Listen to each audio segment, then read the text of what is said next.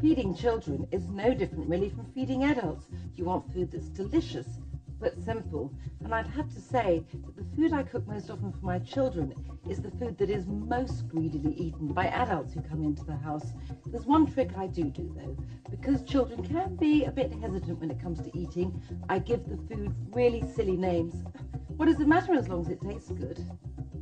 Well, who could resist blood and guts potatoes, stuffed with mozzarella and ketchup and baked, served with crisp, crunchy, ritzy chicken nuggets and a very grown-up capery salad. Fun cookies in a gazillion shapes and decorated by the kids, washed down by Shirley Temple, their all-time favourite fruity drink. Then last but not least, slime soup, green gunge to them, and delicious velvety pea soup with molten mozzarella to you and me. I think you could put ketchup in anything and children would eat it. But I must say, my blood and guts potatoes do have more than infantile appeal. I baked these potatoes for about an hour, just over really, at 220, 425 Fahrenheit. So it's going to make some neat little incisions and then disembowel the baked potatoes. Just take out their fleshy interiors. Just want their skins to be like a shell so that I can fill them with the blood and the guts later. So that's the potatoes ready to be stuffed in a minute. Now for some blood. A couple of good squirts.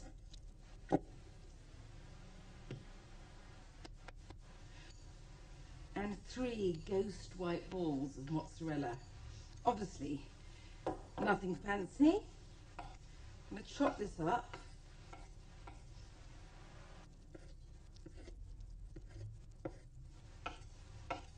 The particularly gratifying aspect of the mozzarella is that as it melts when I pop these back in the oven, it kind of oozes in a kind of intestinal goo. Very, very appealing. Delicious too.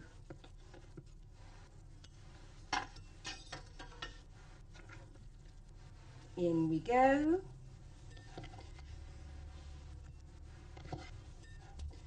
Quite a lot here, but I reckon you only need to give about half a potato to a person, so it's 8 people. I think I might have to do slightly more squelching. I really need a cackle in the background, but I'm not so good at that.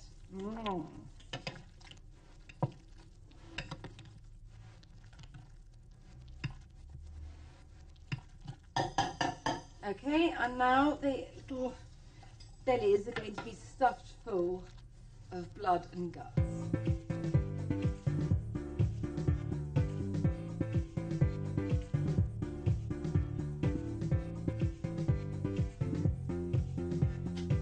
I did this the first time, one Halloween, but it was such a success, I've continued regularly.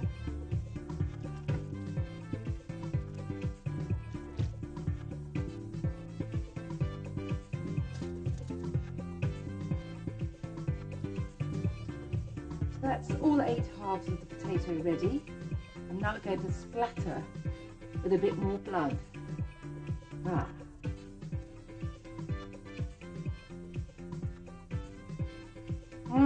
Very happy to be the sandpicking part of the kitchen.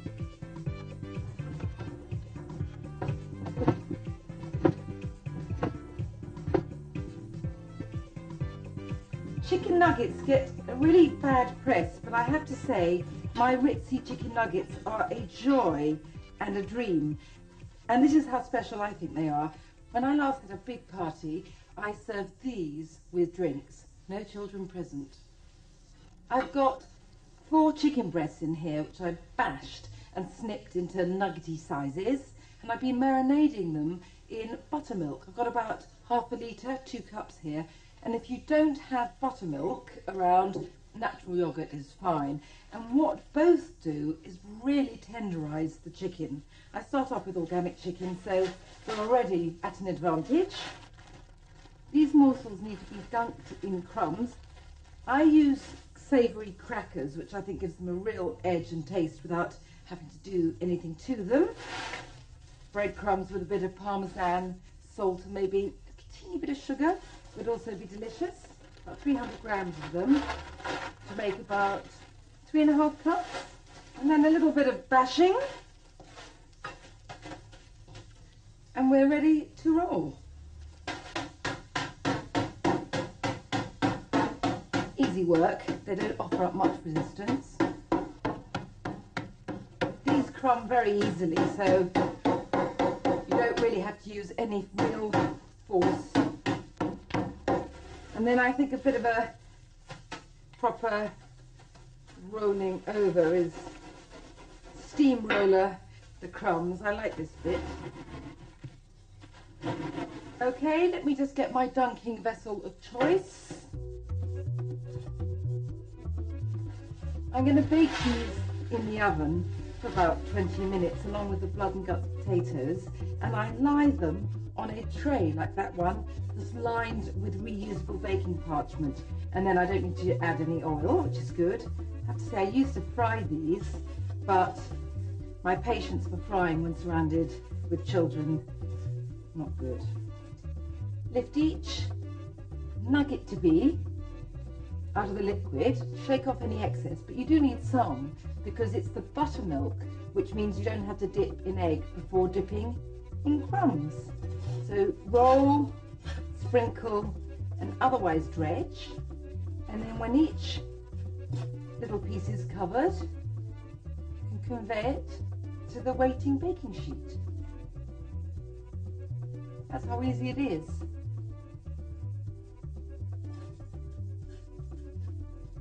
I've used 4 chicken breasts, as I said, and I get 8 little nuggets out of each.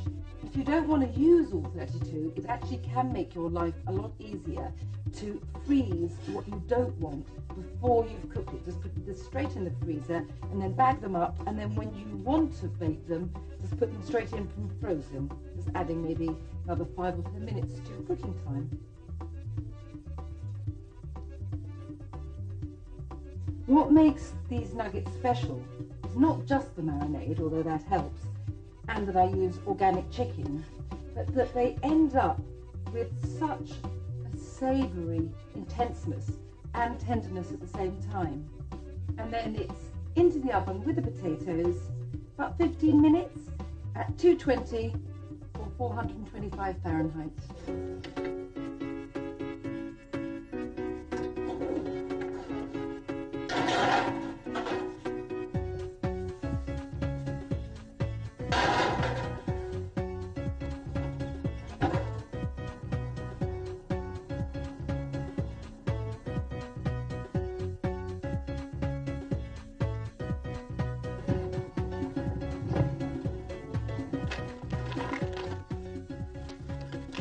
Although I have never met an adult who doesn't like the Ritzy chicken nuggets, I happen to like something a bit more grown up alongside.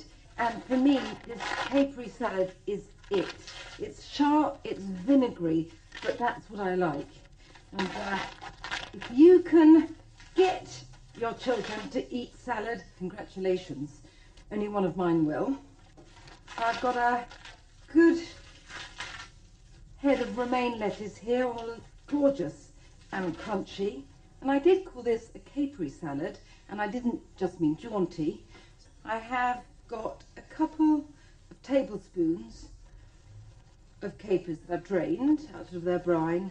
I love the way they look, almost like ball bearings made out of crocodile skin. I do think of this as being rather like tartar sauce, but in salad form.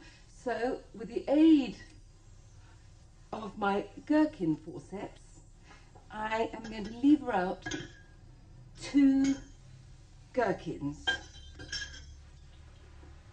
I want these fairly finely chopped, not diced exactly, so they're almost the same sort of size as the capers, although obviously I can't get them round. And even though I've said about the same size, it doesn't really matter, and I have neither the patience nor the dexterity to go in for uniform tidy dice. This is quite an astringent taste for a child, although I have to say one of mine loves anything vinegary, but I don't think it matters. Children have got enough. let us grown-ups have a few things just for us. So let's tumble these on.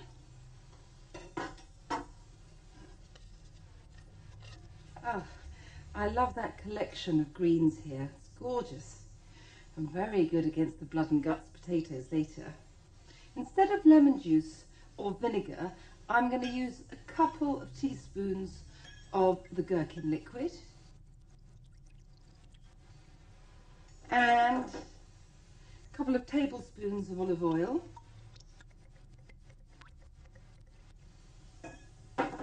and a good dollop of Dijon mustard. I'm going to mix the dressing over the salad bowl so that if I spill, I can just feel I've already started dressing it. Pour the milky, pale khaki emulsion over the salad. And I think I need to just toss a teeny bit just to make sure all the bits of caper and gherkin are dispersed throughout. Who am I kidding? Easier by hand. And all that remains to be done now is add scattering of parsley.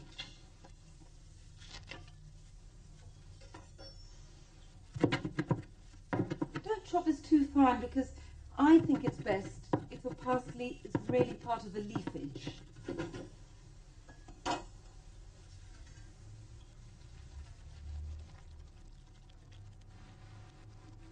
Great, that's it.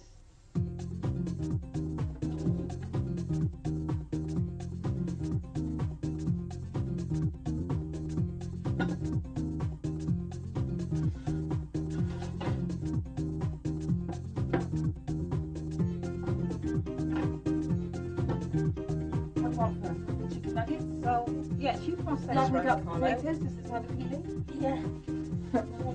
Please do. Amy, just touch the one you're eating. Thank you.